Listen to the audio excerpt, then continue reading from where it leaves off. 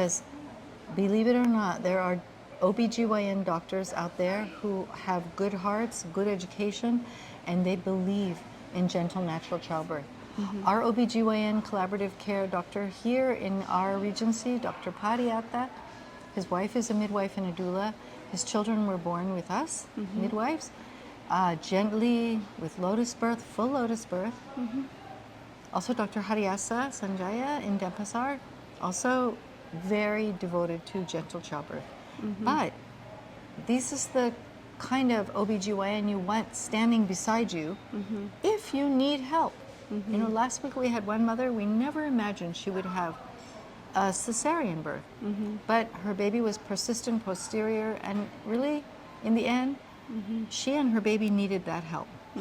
And it was a blessing. And it was so gentle, and he didn't cut the cord. I think there was almost 2 hours. The mother said, I will tell you when I'm ready. When the mother was ready, she knew her baby was ready, then they cut the cord. So we have the experience of working in collaboration with doctors, midwives, doulas. We have lab techs here. We have, we have our childbirth educators, and we work together. You know, you have to work together with love. You know, if you're angry at the doctors, they're not going to work with you well. They will do what they need to do, but they will not be gentle. So you have to let go of your anger. Put love in your heart before you open your mouth. Right. Because when someone is angry with me, I have to protect my heart.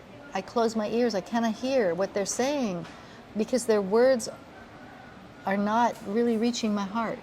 So let go of your anger, put love in your heart, then speak to the medical authorities, even the administration of the doctors. The hospital here came to us and asked our midwives here, how can we make it better for the mothers? And we shared with them. Oh, beautiful. And that's how we have doulas in coming to that hospital. Oh, nice. It can always be. Miracles happen, especially around mothers and babies. So believe in the miracles. Yeah, this is what we really need. I also love another, I read in your books about like your vision of a world that we have humans born with the intact capacity to love. And I can see you devoting your life to making it happen. And I'm just really like wondering if this links to lotus birth, or is there a way that we can learn to develop if we don't have that gentle way being born like that? So lotus birth, for example, it doesn't have to be hours or days until the cord falls off. When you have the baby skin to skin with mother and the placenta is born and you put it in a bowl beside the mother, that's already lotus birth. If you can get 15 minutes, that's amazing. Let the cord stop pulsing before the medical professionals cut it, okay?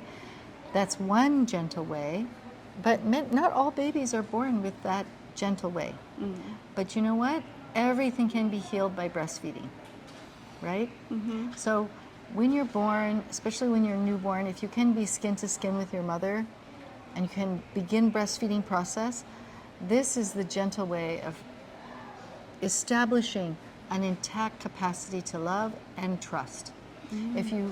If your trust is broken, you're separated from your mom, someone leaves you in a room by yourself, crying until you stop crying because no one is coming, then you cannot trust you, and it's difficult to love. So we protect every baby because every single citizen of this world is a little tiny piece of world peace. So every single one of you out there, you're a piece of peace.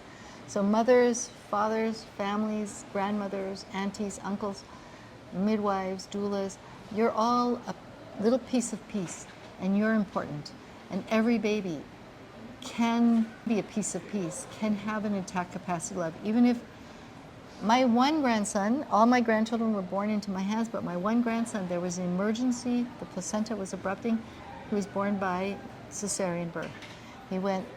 I got him immediately, he needed to be resuscitated, I resuscitated him, I put him skin to skin with my daughter, and he breastfed. After 30 minutes of breastfeeding, he went skin to skin with me so they could finish the operation with my daughter. And then he breastfed exclusively for the first 6 months of life, and then still breastfed for years. And until his sister was born. And then when his sister was born, he didn't want to breastfeed anymore. He said, I'm done. And it was a successful, beautiful cesarean birth, and the next baby was vaginal birth after cesarean, a VBAC. So, you know, everything that happens, you can turn it into a loving experience, and you can turn it into a good experience for the baby. So the baby will not have trauma, and the mother will not have trauma. Because the thing that gives mom the deepest trauma is if she knows her baby had trauma. And all of that can be healed with love. You know, sometimes we just have to sit with the mother who is asking you to be a doula and let her tell her birth story, and let her cry, and let her heart open. And then as her heart opens and she's breastfeeding her baby, the baby's trauma will also be gone. People are 100% repairable. Right. People want to heal with love. We do. Our bodies and our souls, our spirits are so flexible and so special. So beautiful, and I just feel that's a pity that so often we forget such a simple thing, that love heals, and yeah, Love this heals. is a big reminder. I see you working in the States and in Indonesia and internationally. What are your experiences like with different cultures and different people? We have 2 Bumi Sehat in Philippines and 4 in Indonesia. I went with one of our midwives to the Rohingya camp in Bangladesh for the Rohingya people to help the hospital there make gentle birth protocols, the beautiful direct relief hospital, you know, serving almost 1 million refugees. We've been to Haiti after the big earthquake. We've been to Nepal after the big earthquake. We've been to Jogja and Java after the big earthquakes. We've been to Palu after the big earthquake and tsunami. And all those disasters, which are getting more and more from the climate crisis. Philippines, more storms. So that's why we have 2 permanent locations in Philippines, because we have so many typhoons there. I find that every culture is unique, and every mother and baby has similar needs. Yeah? Our job as birth keepers is to always honor the mother's culture so that she feels culturally safe. And for us, when we go into a disaster zone anywhere in the world, when we're called to work there, the first thing we do is we find the local midwives and doulas, the ones that are indigenous to that land. And we learn from them. And we try to help them so that they can relieve their trauma from the disaster so they can work with their own people. And we support them in that. When you are talking about this, I feel like as a doula, I'm from a small island of Taiwan, and in my hometown there was almost just nothing, like no one is really talking about gentle birth or home birth, and it's all kind of colonized by the hospital system and medical system. Things like that, and like how do we navigate ourselves to help them? I feel like that system is really, really strong, and really like it's a strong belief system that it's kind of love is forgotten and only, you know, safety. Yeah. Love is the safest. We found that in the really high risk, low resource areas, especially disasters where the mothers are all homeless and hungry and they don't have good water, the hospitals are destroyed, our birth outcomes are still better than the national average in those countries. And our secret is love. Our secret is midwife to mother care with doulas. Very simple, very cost effective.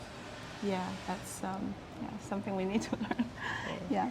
I have a new activity coming up. Yes. Yes. So there is still time if you Google Eat, Pray, Doula. Doula training to get you ready for your Doula Dona certification. We have a couple of places left. Yes. Yeah. It's really beautiful. Deborah Pascali Bonaro, she will be here.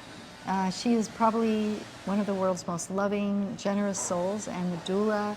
She has made it possible for doulas to work in hospitals in many areas of the United States of America, Canada, and even Mexico, and here also as well, and Philippines. So in Japan, she has worked with people. Maybe someday we go to Taiwan, who knows? But Eat, Pray, Doula is a very special course. It's 1 week in residence with all women, and it really, for some for some of us, it's really makes our life special. Yeah. So just to wrap it up, any reminders or advice for future moms? For future moms, I just want to say I believe in you and I love you. Any more reminders for us, both professionals? Birth professionals, I believe in you and I love you. Yeah. Thank you so much. Thank you.